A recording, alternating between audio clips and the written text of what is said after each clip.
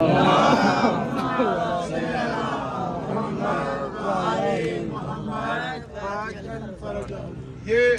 درود آپ سے پڑھایا امام کے والے سے، یہ مسجد ہے۔ ایک چھوٹی سی بات آپ کو بیان کروں گا کہ گاڑیوں والا کا بھی انتظار ہے کہ جب درود پڑھتے ہیں تو درود مکمل پڑھا کریں۔ اللہم صلی علی محمد وآل محمد وعجل فرجہم۔ اس کا اتنا ثواب ہے کہ ہمارے بزرگ عالم دین گزرے ہیں جنہوں نے کتاب خریدی تھی، کتاب لکھی تھی الغدیر۔ الغدیر کتاب اتنی مفصل کتاب ہے کہ اس کتاب کو لکھنے کے لیے سال لگ گئے ان کے۔ انہیں اگر پتہ لگا کہ چند روایات مصر میں موجود ہیں تو مصر سفر کر کے چلے گئے۔ کوئی کتاب کسی دوسرے ملک میں تو وہاں سفر کیا، مواد اکٹھا کرتے رہے، اور ایسی دندان شکن، غالباً 40 اس کی جلدیں ہیں، ایسی دندان شکن اس میں حوالہ جات ہیں ولایت امیر المومنین کے کہ قیامت تک کوئی جواب نہیں دے سکے گا اس کا۔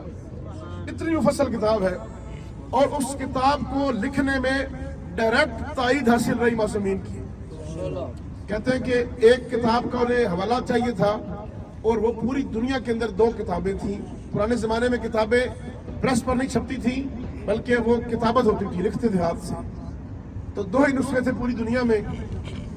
ایک نسخہ خود نجف اشرف میں کسی مومن کے عالم دین کے گھر پڑا تھا، اور ایک نسخہ پتہ نہیں دنیا میں کہاں پر تھا۔ بزرگ عالم دین کو پتہ لگا، نجف میں ان کے گھر گئے، بزرگ عالم دین کی لائبریری، اور ان کے بیٹے سے کہا کہ مجھے وہ کتاب دو، میری غدیر جو ہے وہ مکمل ہونے والی ہے، میں نے اس کا حوالہ لکھنا ہے۔ لیکن اس عالم دین جس کے گھر کتاب تھی اس نے نہیں دی۔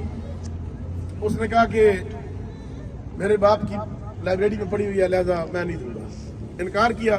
حتیٰ کہ اس طالب علم کے استاد سے بھی سفارش کروائی، تو اتنا بڑا بزرگ جو ہے وہ مانگ رہا تو دے دو، تم نے گھر میں کیا رکھ کے کرنا ہے، بزرگ عالم دین ہے، دے دو کتاب۔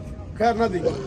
کہتے ہیں کہ انہوں نے استغاثہ کے لیے مولا امیر علیہ السلام کے حرم چلے گئے، پوری رات مولا امیر کے حرم میں گزاری۔ کہتے ہیں کہ جی وہ بدھ اور جمعرات کی رات تھی، مولا امیر کے حرم میں رات گزاری، گریا کرتے رہے کہ مولا آپ کی ولایت ثابت کرنی ہے، میرا ذاتی کوئی کام نہیں اس میں، غدیر مکمل کرنی ہے، آپ کی ولایت کو ثابت کرنا ہے، میرا اس میں کوئی کام نہیں ہے، مجھے وہ کتاب دیں میں مکمل کروں۔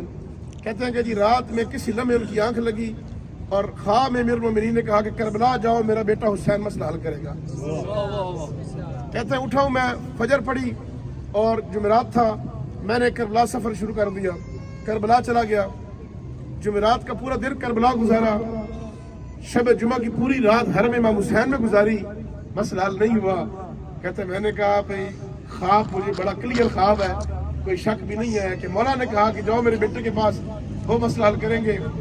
فجر پڑھ لی ہے، جمعہ آ گیا ہے، باہر بین الحرمین میں آ کے بیٹھے ہی تھے کہ ایک شاگرد ان کا پاس سے گزرا، کہا سید آپ اتنے بڑے بزرگ یہاں کہاں بیٹھے ہیں، آئے بسم اللہ میرا ساتھ ہی گھر ہے، ناشتہ میرے گھر کے دیں۔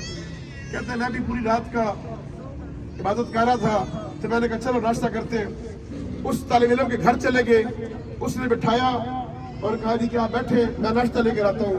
کہتے ہیں میں بیٹھا ہی تھا کہ لائبریری میں پہلی نظر اسی کتاب پر پڑی، جو پوری دنیا میں 2 نسخے تھے، ایک کتاب اس گھر پڑی۔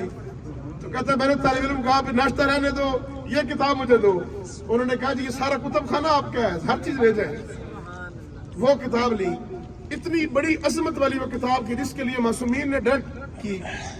اس کتاب کو لکھنے والے اپنے حاشیے پر لکھتے ہیں کہ مجھے اس کتاب لکھنے کا جو ثواب ملے گا میں نہیں بتا سکتا، کہ معصومین نے خود ڈائریکٹ مجھے میری تائید کی ہے، لیکن میں ہر اس بندے کو اپنے ثواب میں شامل کر سکتا ہوں، ہر اس بندے کو جو صلوات کے ساتھ وجل فرجہم پڑھے گا۔